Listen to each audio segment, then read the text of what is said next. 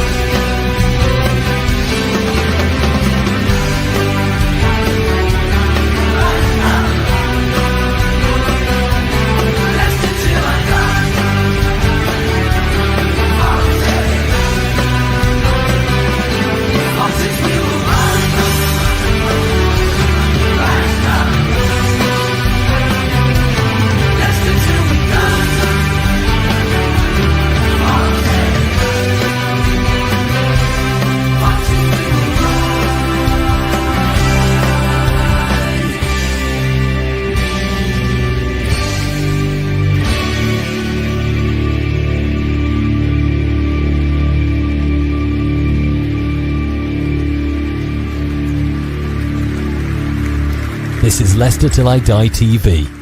Watch and subscribe on YouTube and listen on your podcast platform. Good evening, everybody. Welcome along. It's 6 o'clock. It's we'll call it the 6 o'clock news show. I've always wanted to say this. We've got a packed programme for you tonight. Well, that's been my dream for years, and it is a packed one tonight. And welcome along, my guest this evening, the second busiest man in football at the moment after John Woodkin. Steve, good evening, sir. Hello. And I don't know if you just saw some breaking news happening, Chris. James Justin is officially signed for Leeds United as we came live. Wow. I checked that just before we came live. Bloody typical of Leicester, that. They couldn't have done it half an hour ago, so I'd got me images right.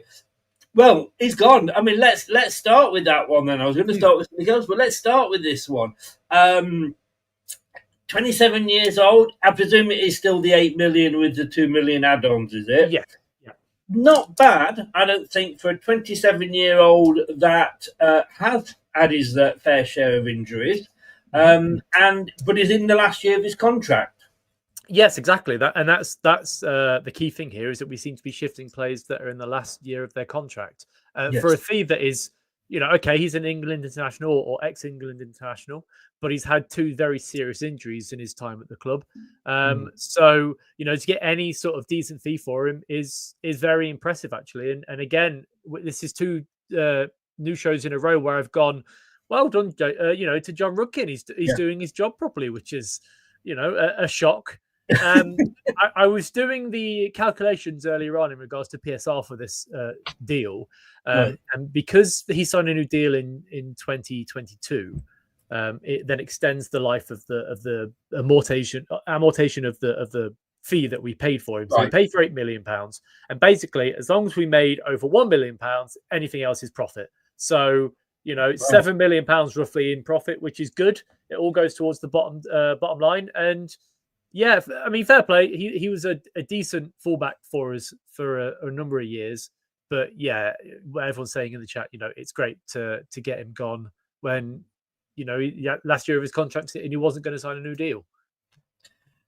Yes. I mean, I like this. I mean, I'm like you, ex-England. I mean, it's like saying David Nugent was ex-England and scored loads of goals. I mean, he played, was it 1 game? And I don't think, was it even a full 90 minutes? It wasn't. And was it a friendly at the King Power? Or was Harvey Barnes, wasn't it? Why they brought him on? Because it was Yeah, I think Harvey Barnes was the same, wasn't he? He got his England debut because it was at the King Power Stadium, if I remember correctly. But yeah, you say, he'll do okay at Leeds. He won't be their starting fullback, but it just means that we get more money into the club to potentially spend. But I imagine we're going to jump onto a different topic at some point very soon in regards to that situation. Yes. I mean, this totals it up to 50 million, I think, that we've got. With the, I'm not including that as the 10, because I'm taking off a couple of million, I think I said the other day, because of the sell-on clause with Manson, which is... She's just getting worse and worse and worse for him, isn't it? I mean, suddenly that we all complained that it was only 20 million. But again, at the moment, I've got to say, I've been on some West Ham fan sites, and they weren't happy with Potter anyway. Yeah. At the moment, the fact that they've dropped Areola for Hermansen and he's let 8 goals in, they are very, very critical of him. And again, well done, John Rudkin. Yeah, and to be fair, with Hermansen, he was unfortunate with a couple of the goals against Chelsea, but then he flapped at one that was a simple collection of the cross, and he's not done great.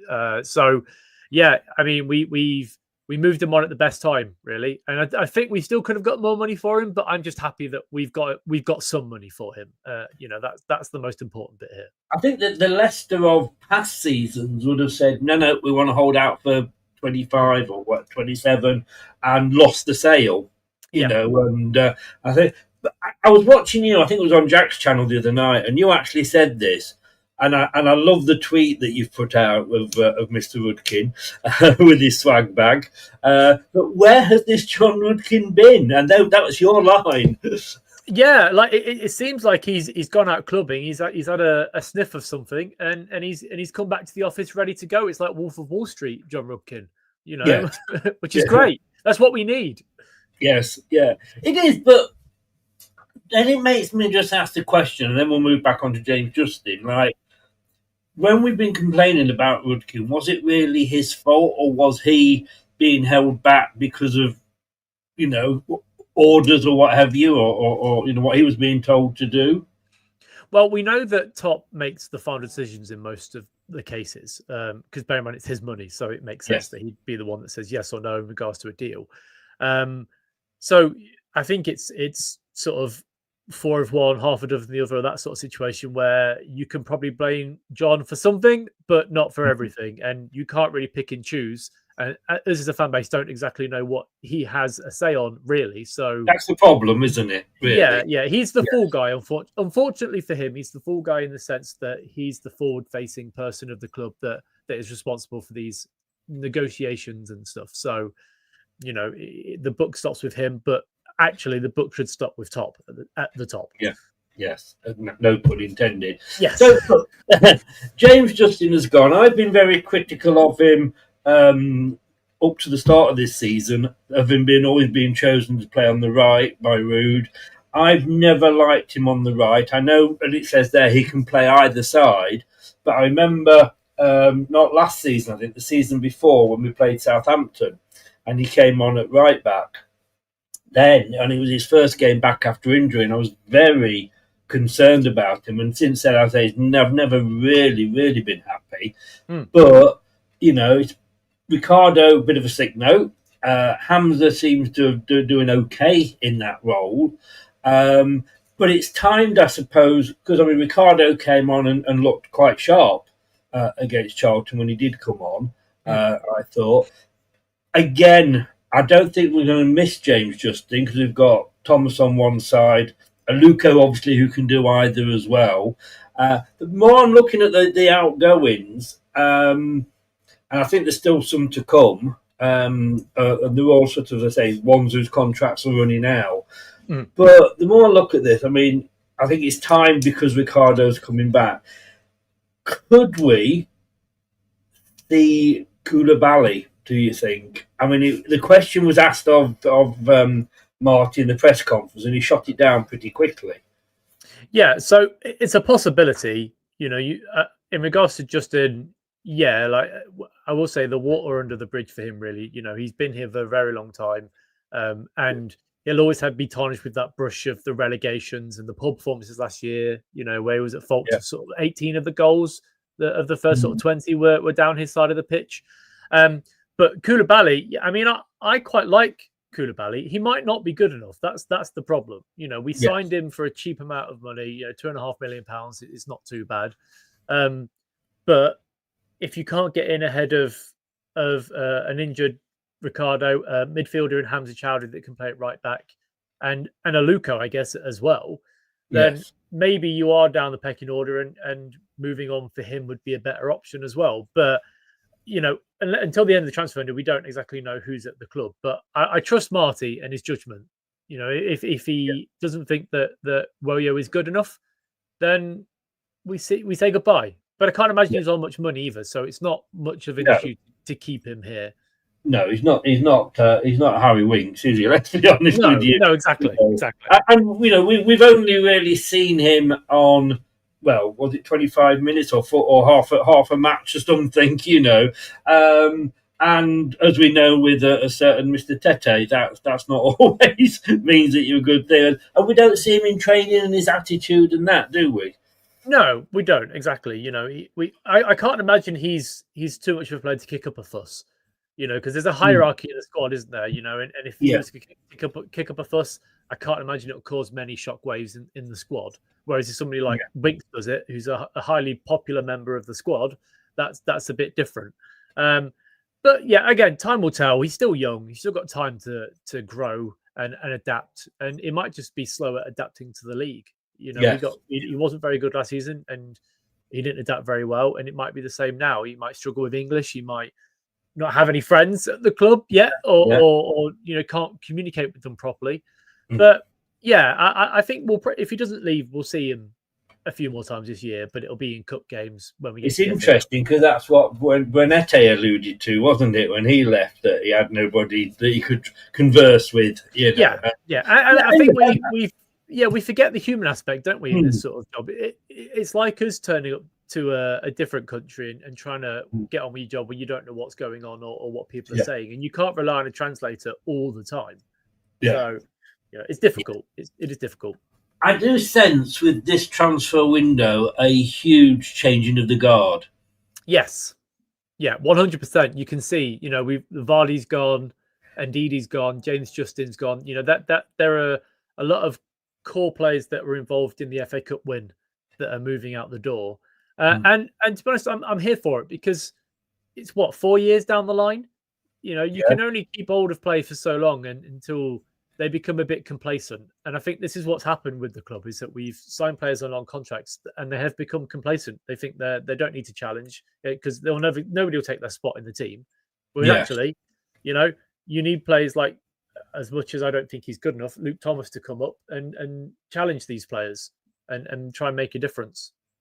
No, agreed. And I still think Winks will go, which is a shame because I think Winks, Winks, Skip and Sumari, I think he is the better of the three. But he is the highest paid player in the champion. I mean, I don't know if I said this to you before, but I read that of the top 10 paid players in the championship, we've got 6 of them. Exactly. We've also got Connor Cody on 90 grand. I'm just looking here. James Justin was only on 30, so he's not a huge wage earner. But good luck to the guy. I don't wish him any harm. Like you say, I don't know. How long he'll be in the Premier League. We know what happens with newly promoted teams.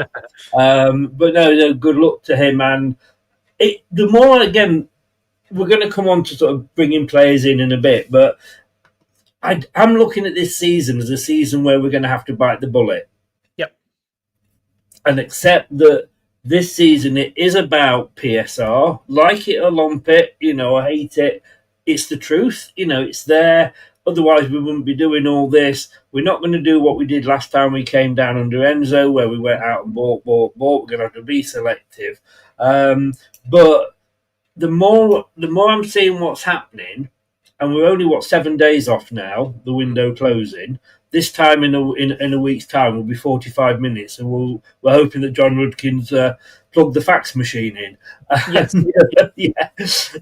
So the more I see this season, the more for me, I think we're not going to go up, and it is more about stability. Yeah, I agree. It's a case of the big reset we've all been hoping for. Yes. We're moving on the big wages, and we're looking to potentially sign players that are going to be on a lot cheaper wages that are more affordable for a club that are in the Championship, not the Premier League. I'm not against spending money when you get up to the Premier League and offering out slightly bigger wages, but you can't do that in this league. You can't offer players 60, 70, 80 grand a week and expect it to work out, because it never does. So, this is the big reset we've all been waiting for, and it will continue at the end of this season as well with more players out of contract, like Jordan Ayew and players like that. And and then we'll see where we are. If we can sneak into the playoffs and get up, great. If we stay in the Championship and our finances look better and we've got a squad that we're all happy with and actually we can get behind with a manager that we like, then great. I'm all for that. Yes. And if we just do miss out, watch out next season. Remember with Nigel Pearson, we lost out in the playoffs to Watford, and then we went and absolutely smashed it the next season. So, exactly. Yeah, Now, this is interesting, as I wanted to, this is what I was going to start on before we had the breaking news. There's been a lot of talk because people are looking at us and going, yeah, they're selling a lot of players, but who's coming in? One very old goalkeeper on a free. Is this transfer embargo, or is the one of Leicester got this transfer embargo? And then some people were saying, well, last time we were down here, the EFL put an embargo on us, although by then we'd got promoted. Yep. Is that still in force? And it's been sort of in the national media and everything over the weekend. But I think, I'm not sure whether you mentioned it or not, but it's in Leicestershire Live tonight. The EFL's website, following transparency rules introduced in 2021, has a live embargo reporting service, and there's no reference to City. Yes, exactly. So they have to announce within 2 days of us giving us an embargo that we've got one. So I don't think we're under a transfer embargo. I think we are subject to a business plan by the EFL, which is slightly different in that sense, where they have to agree to allow us to sign players. Like, we can still spend money potentially, but we have to put it through to registration, and they can reject it or they can give it to us. Because the last time we came down, they tried to force us to go under a business plan, if you remember correctly, after the first loss, and we fought it in court and we won. This time, clearly they've got their ducks in a row, and they're thinking, well, you're not going to get away from us this time. So if it is the case of a business plan rather than embargo, it just means that we're trying to show willingness, that we're not overspending, we're not giving out stupid wages, we're trying to work within our means a bit more, which hopefully will be a bit more amenable to the EFL. I still think they're out to get us because we showed them up last time. And it was embarrassing for them to have their own rules thrown back in their face, and that is one tactic, but it always comes back to bite you on the arse, doesn't it? If you remember that when we went up the first time with Nigel Pearson, 3 or 4 years later, we agreed a settlement with the EFL because they were pissed off that we spent too much back then as well. So I think it is a case of we're just trying to make sure that the EFL look at us and go, well, okay, they're not spending 60, 70, 80 million pounds, which we could potentially do, but I wouldn't recommend it. And they're trying to be a bit more amenable, and hopefully that doesn't come back to bite us in the arse, because the PSR, Susan Whelan said 2 years ago that PSR is a 3-year cycle. It's going to take us 3 or 4 years to get back to where we are. And if this is the second year of that, where we have to play, goody two shoes to the EFL and suck them up a little bit and, take around the bike shed and have a laugh, then do it. Tickle them where they want to be tickled. Simple as that. Keep them happy. Yeah. I mean, and I've said this many times, and it says here we're still probably going to get a points deduction this season. Just accept it. Stop fighting it, because I hate the start of every season. Oh, we're going to have a points deduction. There's a rumour. Just get it out the bloody way and let's just move on so we can play football. Yeah, you can't continuously have a circle of going up to be promoted, to then get hit by PSR for you're in the Championship, to be then being relegated and then being hit with the PSR again in the Championship because you've been relegated, and then going back up again. Like, the cycle just can't continue for any football club. And 4 years in the making, this is the 5th year. We need to move on. Yes. Interesting, after what you were just saying about a business plan, Leicestershire Live has received confirmation from the EFL that the club are not under any kind of transfer or registration embargo. It doesn't say business plan. No, exactly. Yeah, so it's slightly different wording, that's for sure. But I imagine the club are working hard with the EFL to try and iron things out, and try not to get a massive points deduction that we're expecting. As I said, take them around the bike shed, give them a bit of a tickle, make them happy, do whatever they want you to do, as long as you don't come back with a pregnancy. Yeah, no. You have such a nice way of words. But yeah, no, it's true. And, let's hope, they say, well, we're going to give you 9, but, we can see what you're trying to do, so we'll only give you 6. I'd sooner have a club that is maybe struggling to get out of this division rather than a club that's struggling to get out of League One. Yeah. Because we've been docked 9, 12 points, whatever. Exactly. Right. But back to the transfer news. This was all very, very top of everybody's rumours and what have you. And now apparently, certainly with Crystal Palace, it's on hold. Yeah, so I think they're looking at alternatives. Conor Gallagher, I believe, was under review or looking at him potentially. But if that is the case, and we don't need to sell because we've made money, then I'll happily keep Bilal until January and see how he goes. But I still think he leaves. I think that Spurs will come in for him towards the end of the window, and he'll go to Spurs. I've said that for the last sort of 6 or 7 weeks. Once Maddison got injured, Bilal seems like the perfect replacement for Maddison. Still young, can play in that team. He can move down to London. But yeah, if it's on hold because Palace don't want to spend the money, then okay, fine. But that's the price we want. And if you don't want to pay it, then move on to somebody else. Yeah. Like you say, we've gone past the deadline. We said the other week, we've gone past the deadline where we have to sell him for the relegation clause and we can charge more. There was rumours that Newcastle were interested, but I guess that's a case of whether Isaac goes to Liverpool and he's not going by the look of it, or if he does, he's going with Eddie Howe kicking and screaming, trying to keep hold of him. Spurs, I think, like you say, and I hate this because Daniel Levy's a bugger when it comes to transfers, and he's a tough. Whatever you say about him, he's a tough negotiator, and he gets good deals for Spurs. But if Spurs do come in, what would you now? Because obviously it's late in the window. Can we get a replacement? Can we not get a replacement? Which, funny enough, we'll come on to in a minute. How much do you hold out for him? I think you just hold out for the same that you offered Palace, really. You don't go any lower than that because you don't want your pants to be pulled down. And if going higher is going to sort of push them away, then you just say, look, this is the price. We're happy to work in regards to the structure of the deal, like what's up front, what's in installments. That's fine because usually the club goes out and takes a loan against these sort of transfers anyway to make sure they've got the capital to spend. And just go from there. Like if they say, well, okay, we're going to give you £26 million, no, you stay. Simple as that. We can't. We don't need to sell him. We've sold other players that have given us profit, and we're looking okay. And then we go to January, and if somebody comes in then because he's had a good sort of 3 or 4 months of the season, then looking at it, the price will be slightly higher as well because hopefully he's in form.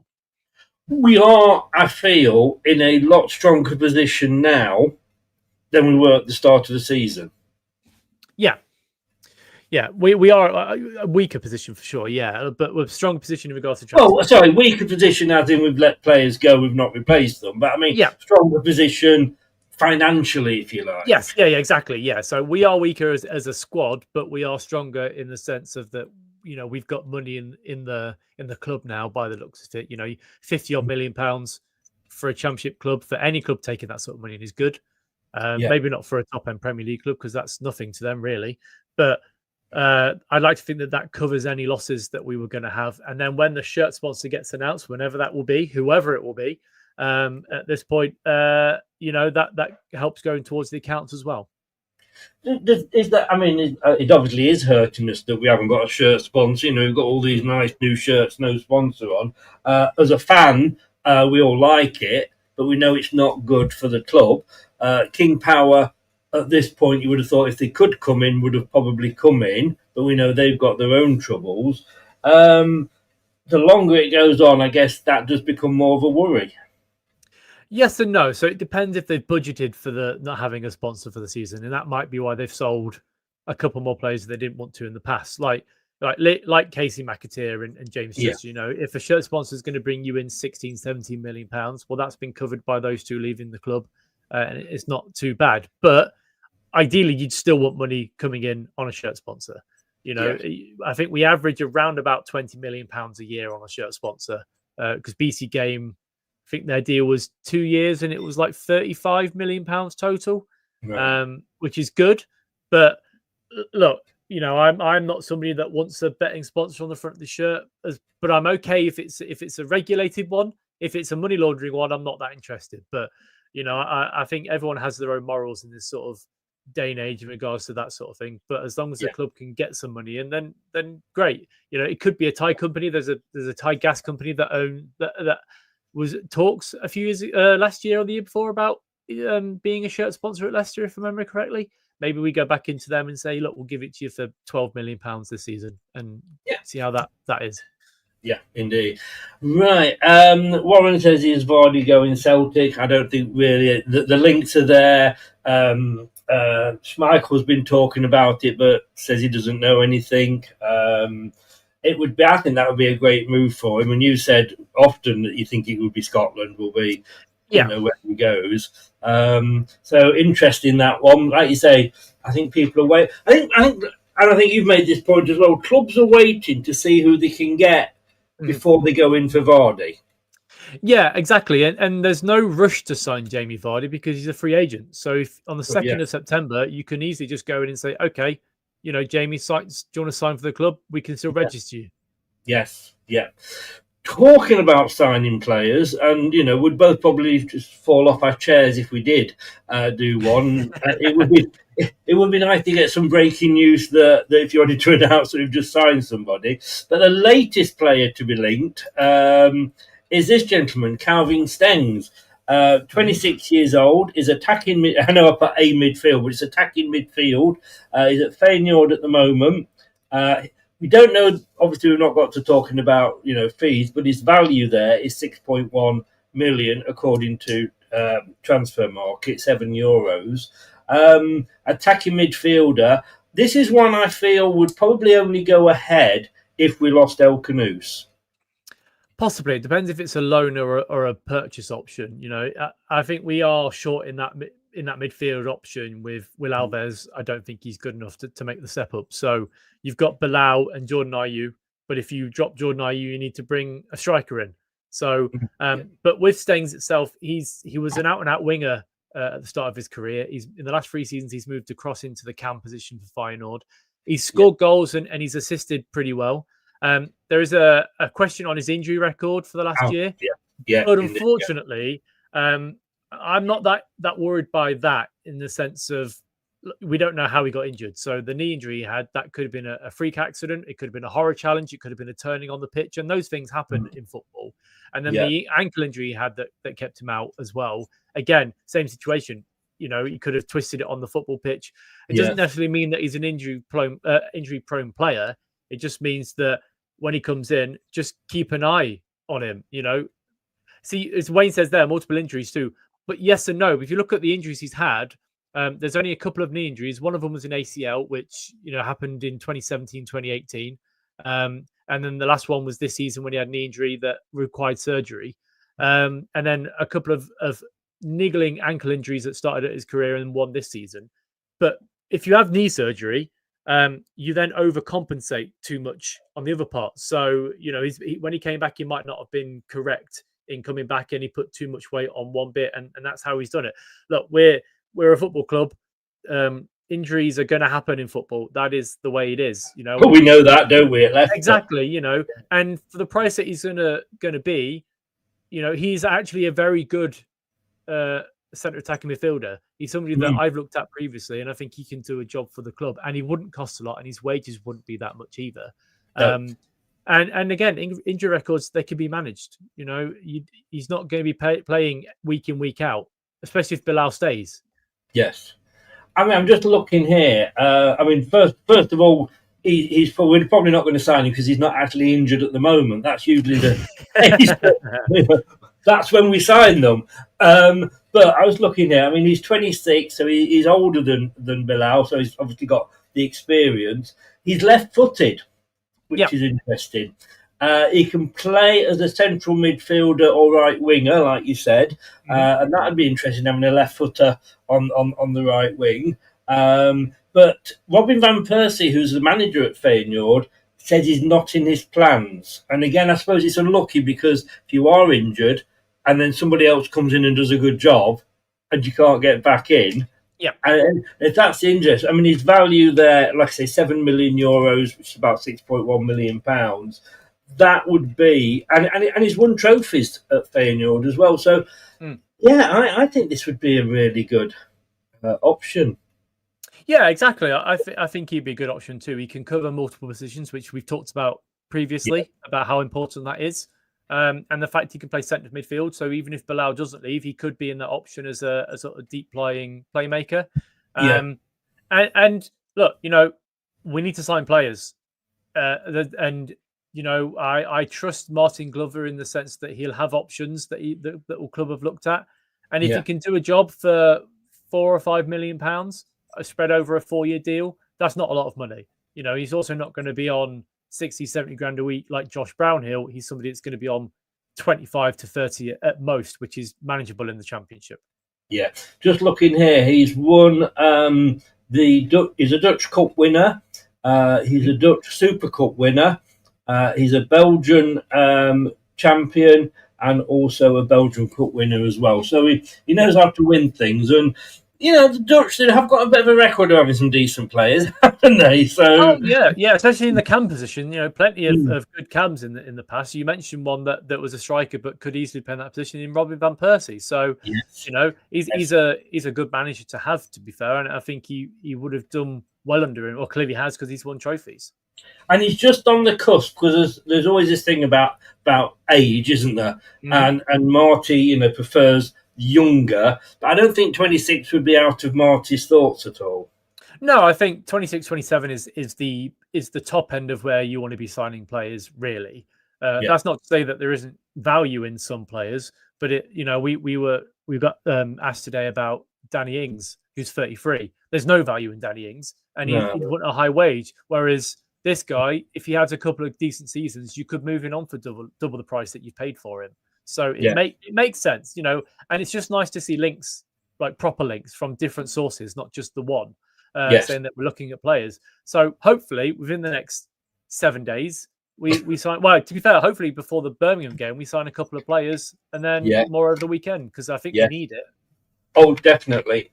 I'm not looking forward to Friday night. No. The only thing I'd say is that Birmingham play football. They're not like Sheffield Wednesday, Preston, and Charlton, who sit back in a deep block and you have to try and break them down. Birmingham will come out and attack, which is even more worrying, but it would hopefully fit our system a bit better. Yes. Look, I know you've got somewhere to go, so thank you very much for popping on. I'm going to say I'll probably see you tomorrow at 6 o'clock, because probably one of those weeks. But thanks very much, mate. All the best. Take care. I'll see you tomorrow. Cheers. Bye-bye. Oh, there you go then. Thanks so much to Steve. We need somebody to come in, don't we? We need to bring players in. Birmingham, I am really, really worried about. And just talking about that gentleman before, and let me just see if I can get him back up. I'm not sure that I'm set up right for it. Let me try this way. We'll do it that way. If you go back to 2019, when he was at Genk Youth, aged 15, his value was €20 million. So not a bad player to have in your camp at all. But we'll see. Like I said, the only thing I know is that this year it is a bite the bullet and see what happens sort of year. I think we're not going to do what we did under Enzo. We might scrape into the playoffs, depending how much the points deduction is. But if there's a case that we have to swallow our pride this year and maybe stay 2 seasons in the Premier and in the Championship, but we keep 2 years in the Premier League, that'd be fun, wouldn't it? But it means that we can actually go forward, and we've got a club and we don't have to worry about PSR anymore for 1 season. Then let's do it. Look, I'm going to be back. Yes, I am. You've not got rid of me that easy. I'm going to be back at 8 o'clock, because at 8 o'clock we are going to be doing the review show. Brad didn't come on the post-match instant reaction after the game. We'll be talking about that. Smash and grab? You could argue that. Who cares? We got 3 points. Stay tuned. Don't go away. We'll be back at 8 o'clock with that. Thanks to Steve, as I say. Like the video, please. Subscribe if you're new. Click that notification bell and you'll never miss another show, because we're probably going to be all over the place this week, with it being the final week before the transfer window. Probably be back at 6 o'clock again with another news show. 8 o'clock tonight, like I say, with the review show. And if you're listening via your favourite podcast platform, gracias penis. Or as they say, thanks cock. See you later. Thanks for watching. These videos are tremendous. You'd better like them too, or I'll be back. This podcast is proud to be part of the TalkSport Fan Network. TalkSport. Powered by fans. That will conclude this evening's entertainment.